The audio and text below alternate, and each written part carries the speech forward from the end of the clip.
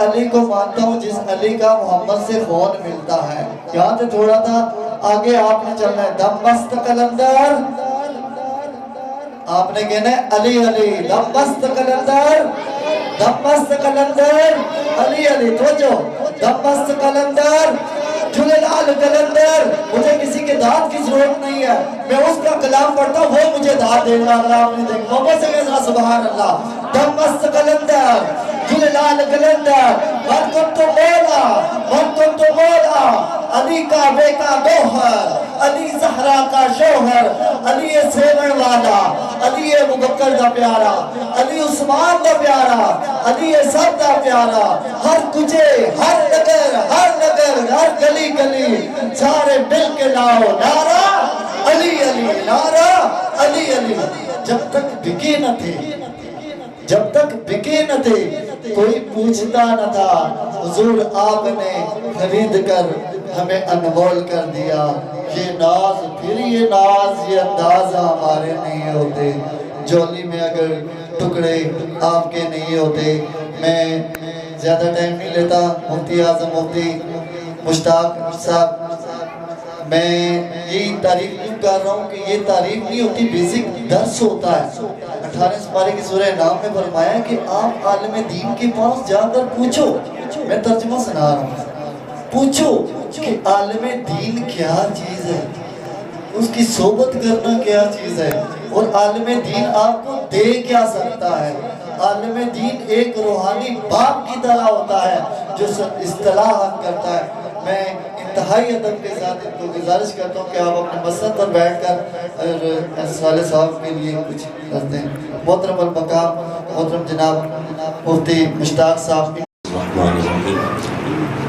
سب سے پہلے میں عارف بھائی سے گزارش کروں گا کہ اسٹیج پہ لائے تاکہ میں ان سے پوچھ کے جتنا ٹائم میں خطاب کر سکوں, کیونکہ میزبان سے پوچھ کے ہی بہتر ہے. کیونکہ آپ کو پتہ ہے سارے سماج کی محفل میں ابھی 2-4 منٹ ہی گزرتے ہیں کہ پہلے آ کے فروٹ کی ٹریں رکھنا شروع ہو جاتے ہیں, اور یہ قرآن کی بے ادبی ہے سراسر, بلکہ کفر کے زمرے میں آتا ہے اور ایک عالم دین کی انسلٹ بھی ہے. اس لیے میرے رشتہ دار, میری پوری برادری اور ملک کے پاکستان کے عظیم مدعی رسول عباس علی اشرف صاحب بھی جلوہ افروز ہیں, اور عظیم قاری قرآن قاری فیصل صاحب نقیبی آپ بھی جلوہ افروز ہیں, ہمارے مہمان بھی ہیں. اس لیے سب سے پہلے میں گزارش کرتا ہوں کہ عارف بھائی آئیں اسٹیج پہ, مجھے جو ٹائم دیں گے اسی ٹائم کے اندر انشاءاللہ میں ختم کروں گا. کیونکہ یہاں رشتہ داری ہے, کسی کے ذہن کے اندر قرآن سنتے ہوئے بھی اگر اس کو تکلیف آ جائے, حالانکہ قرآن کے اندر آیت موجود ہے فَإِذَا تُلِيَتْ عَلَيْهِ آيَاتُ زَادَتْهُمْ ایمانا, کہ جب قرآن پڑھنے والا قرآن پڑھتا ہے تو اہل ایمان کا ایمان زیادہ ہو جاتا ہے سننے کے لیے.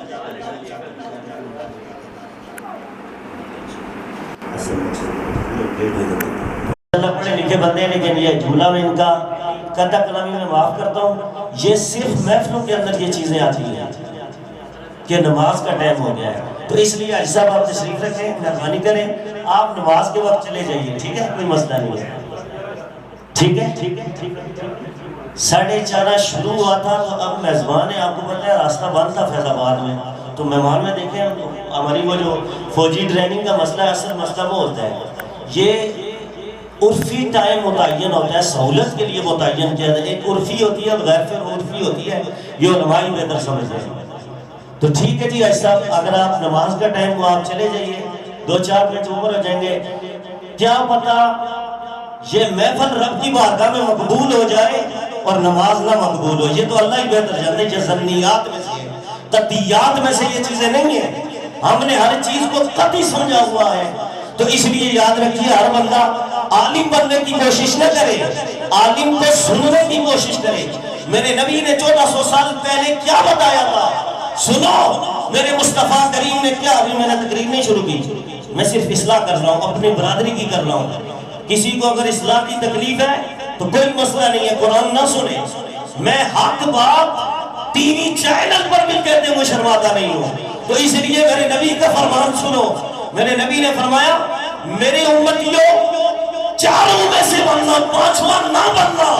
اگر تم 5واں بن جاؤ گے تو ہلاک ہو جاؤ گے. اب جس میں نبی نے ہلاکت قرار دیا وہ جملہ سنو, وہ کون سا, اور امت کی مجاہدی 5 وقت بن چکی ہے اللہ کی عزت کی قسم۔ وہ 4 کون سے؟ میرے نبی نے فرمایا من اردو عالما، یا عالم بننا، کیا بننا؟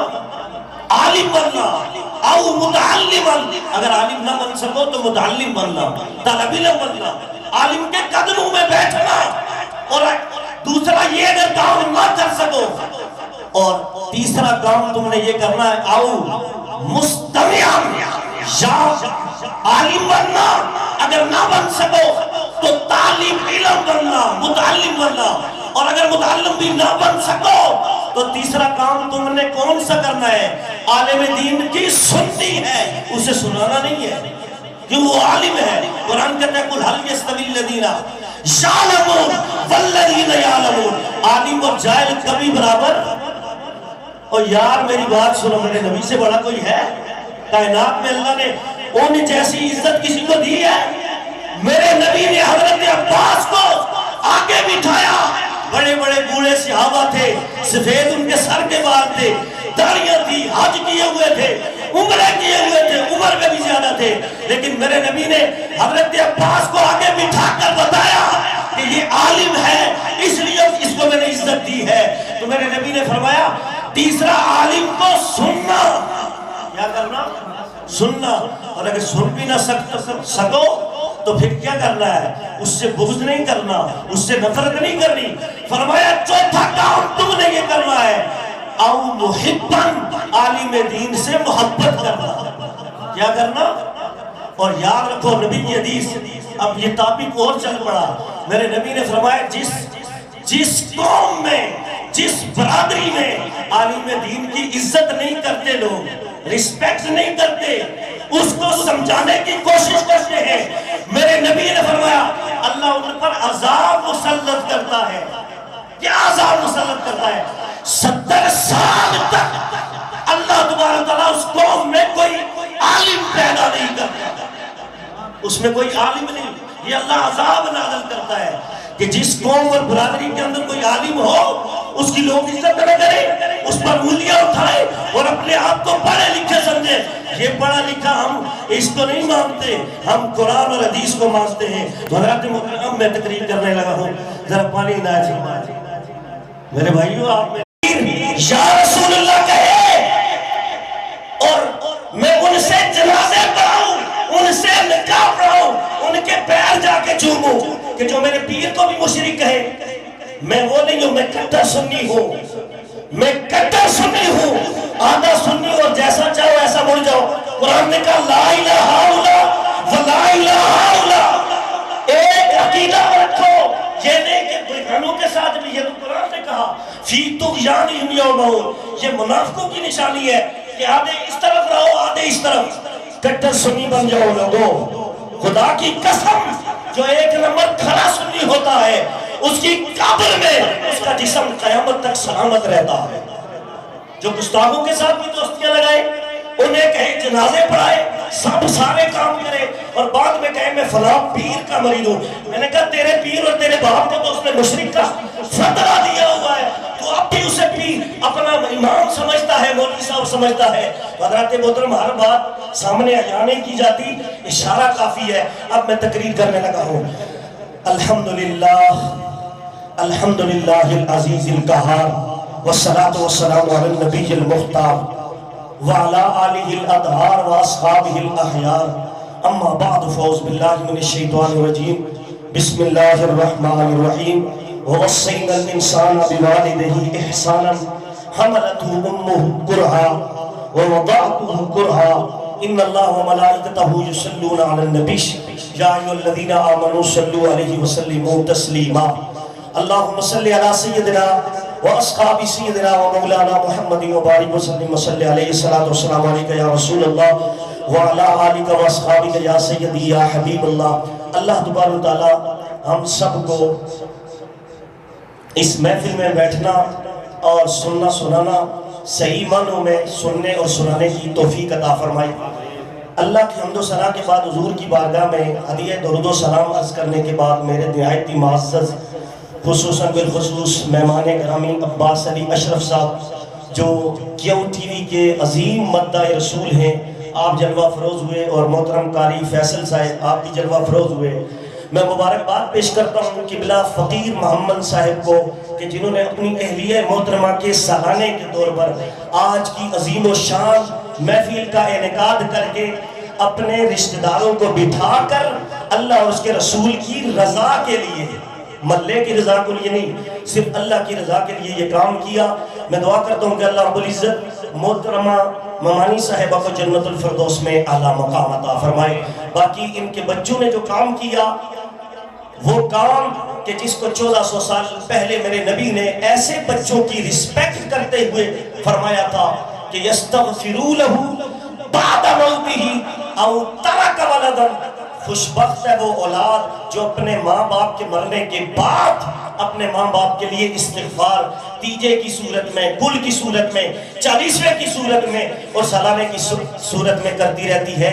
تو اس لیے عارف بھائی، جمیل بھائی، وقار بھائی اور حاجی سعید صاحب، یہ بھی ان کا بھی مشکور ہوں کہ ان کے توسل سے مجھے حاضری کا شرف ملا. اللہ رب العزت ان بھائیوں کو آپس میں اتفاق و اتحاد اور ان کی صحیح کاوش اور خلوص نیت کو اپنی بارگاہ میں قبول و منظور فرما کر ان کی والدہ مرحومہ کو جنت میں اعلیٰ مقام عطا فرمائے. حضرات محترم، اب میں قرآن مجید کی جو میں نے آیت کریمہ پڑھنے کا شرف حاصل کیا، یہ سورہ الاحقاف کی آیت نمبر 15 پڑھنے کا شرف حاصل کیا. اس میں اللہ رب العزت نے ارشاد فرمایا وَوَصَّيْنَا الْإِنسَانَ بِوَالِدَيْهِ إِحْسَانًا. اللہ تبارک و تعالیٰ قرآن میں ارشاد فرماتا ہے کہ ہم نے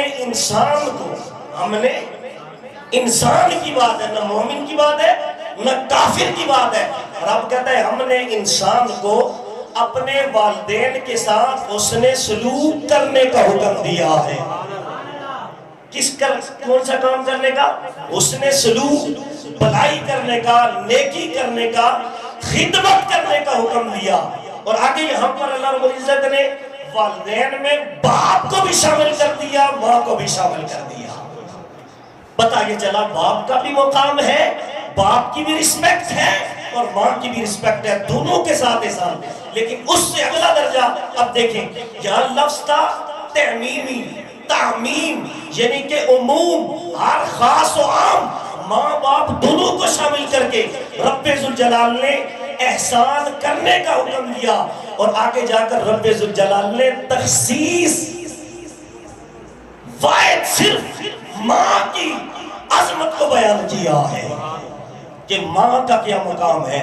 اب سنیے آگے رب ذوالجلال نے فرمایا حملتہ امہ کرہا، پھر اس کی والدہ نے اسے پیٹ میں اٹھائے رکھا. 9 مہینے، کتنے؟ 9 مہینے ماں نے اسے اپنے پیٹ میں اٹھائے رکھا. آگے جب رب ذوالجلال فرماتا ہے وَوَضَعْتُ كُرْهًا، پھر یہاں تک کہ جب درد سے اسے شروع ہوا، وقت ولادت اسے جو تکلیف ہوئی، یہ ساری چیزیں ترتیب سے رب ذوالجلال نے ماں باپ کی شان کے بعد خصوصاً اپنی ماں کے بارے میں، بندے کی والدہ کے بارے میں تخصیصی حروف لگا کر وضاحت سے بیان کیا. پھر اس کی ماں نے اسے 9 مہینے پیٹ میں سختی سے اٹھائے رکھا، ہر طرح کی تکلیف پریگنسی کے دوران حالت حمل اسے اٹھائے رکھا. اور آگے جب وقت آیا ولادت کا تو وقت ولادت بھی اسے جو دشواری ہوئی، اسے جو تکلیف ہوئی، ہم اس کا بھی ذکر قرآن میں بیان کرتے ہیں. اور آگے جا کر رب ذوالجلال نے یہاں پر مدت حمل کی تکلیف کو اور مدت وضع حمل یعنی ولادت کے وقت کی تکلیف کو بیان کر کے اللہ رب العزت نے والد کے مقابلے میں ماں کی شان کو بڑھا دیا. اب سنیے، یہ تو ہو گئی 2 تکلیفیں. کتنی؟ ایک تو ماں کا 9 مہینے پیٹ کے اندر اپنے بچے کو اٹھائے رکھنا، اور پھر وقت ولادت پیدائش کے وقت اس درد کو، اس تکلیف کو برداشت کرنا، یہ 2 تکلیف ہے. اور اس کے بعد 2.5 سال گود کے اندر رکھ کے اسے اپنا دودھ پلانا، یہ 3 محنتیں، یہ 3 پرورشیں، یہ 3 مشکلات سے گزرنا. باپ کے مقابلے میں اللہ رب العزت نے 3 گنا زیادہ ماں کو فضیلت عطا فرمائی. 3 گنا، کتنے گنا؟ اور 3 سٹیپ قرآن نے بیان کیے۔ اب سنیے، جس وقت یہ 3 سٹیپ بن گئے، اب مثال کے طور پر بیٹا ہے، بیٹے کے پاس 1000 روپیز ہیں، 1000 روپے آیا، کتنا؟ ماں بھی پیسے مانگ رہی ہے، باپ بھی پیسے مانگ رہا ہے کہ مجھے دو۔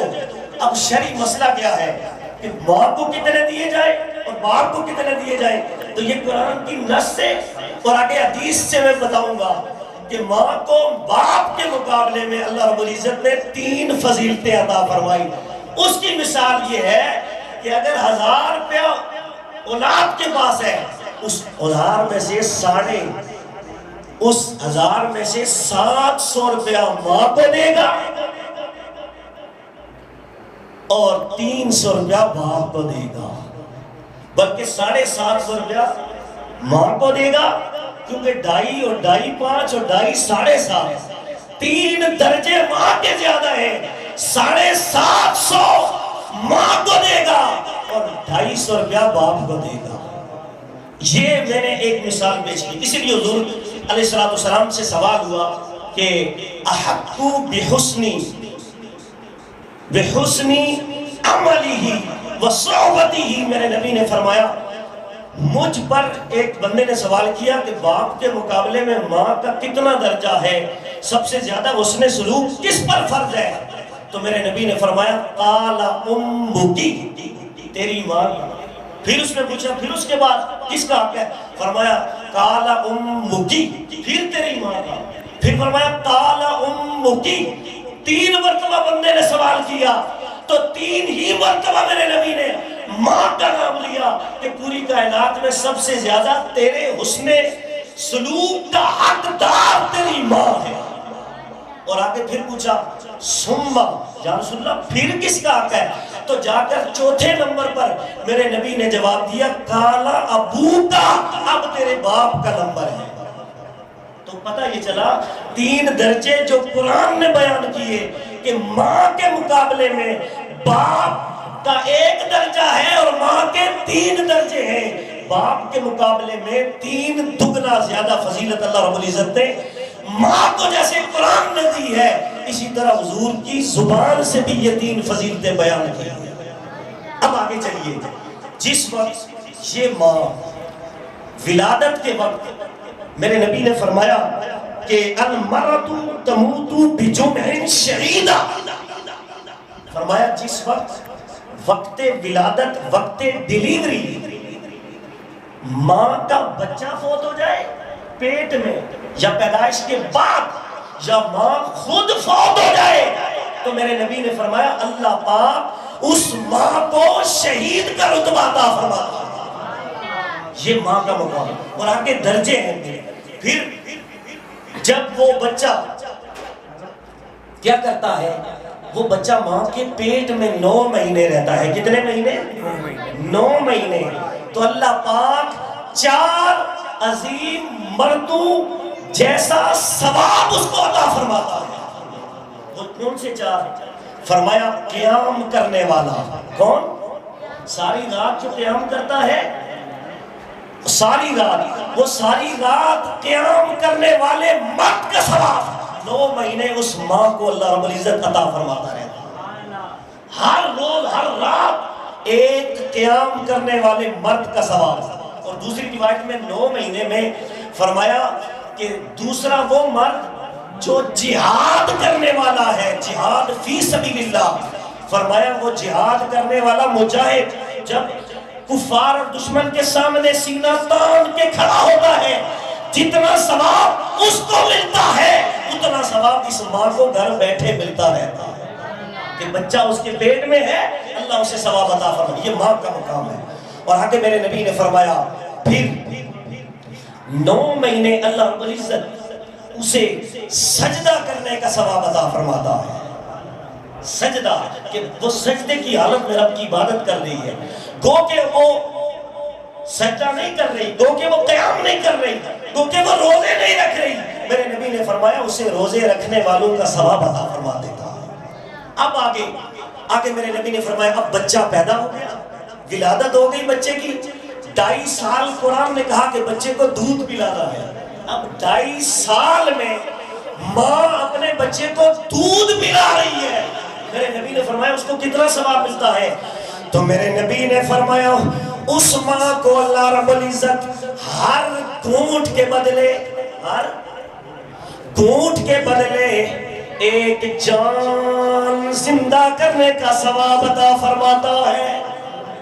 ہر گھونٹ کے بدلے اسی ماں کو ایک جان زندہ کرنے کا ثواب ملتا ہے۔ اور قرآن کہتا ہے وَمَنْ أَحْيَاهَا فَكَأَنَّمَا أَحْيَا النَّاسَ جَمِيعًا، کہ جس نے ایک جان کو زندہ کیا اس نے ہزاروں جانوں کو زندہ کر دیا۔ تو یہ ماں کو کتنا ثواب مل رہا ہے؟ تو اس لیے یہ مدت رضاعت، مدت وضع عمل اس میں، اور مدت حمالت، قرآن نے یہ 3 پراسس جو ماں کے بتائے ہیں، یہ ایک مومنہ جس کی نیت بھی نہیں ہے ثواب کی، بغیر نیت کے اللہ رب العزت اس کو ثواب عطا فرماتا رہتا ہے۔ برات محترم، اسی پر میں اجازت چاہوں گا کیونکہ وقت ہو چکا ہے میرے خیال میں، تو اس لیے کیونکہ ہر پروگرام کے اندر ایسا ہی ہوتا ہے کہ آخر میں جو خطاب کرنے والے تھے ان کے پاس ٹائم نہیں بچتا، اسی پر میں اختصار کرتا ہوں۔ اللہ رب العزت ہماری اس ممانی صاحبہ کو جنت الفردوس میں اعلیٰ مقام عطا فرمائے اور ان کے درجے بلند فرمائے۔ وآخر دعوانا الحمدللہ رب العالمین۔